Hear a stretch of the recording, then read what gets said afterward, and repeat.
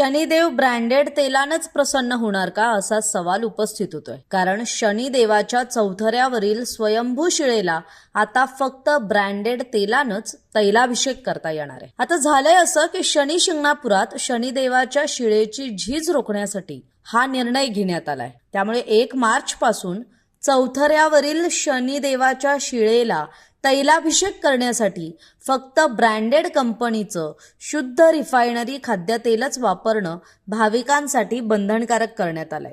शनैश्वर देवस्थान विश्वस्त मंडळ न्यास आणि ग्रामसभेत हा निर्णय घेण्यात आलाय। तरी ब्रँडेड तेल वापरायचं असल्यास आता भाविकांना खिसा आणखी मोकळा करावा लागणार आहे। त्यामुळे आता शनिदेवाला सुट्या तेलाऐवजी ब्रँडेड तेलानंच भाविकांना अभिषेक करावा लागणार आहे। तरी देवस्थान आणि ग्रामसभेचा हा निर्णय भाविक स्वीकारतात का हे पाहणं महत्त्वाचं असेल। आपल्याला याविषयी काय वाटतंय, आपली मतं कमेंट करून जरूर कळवा।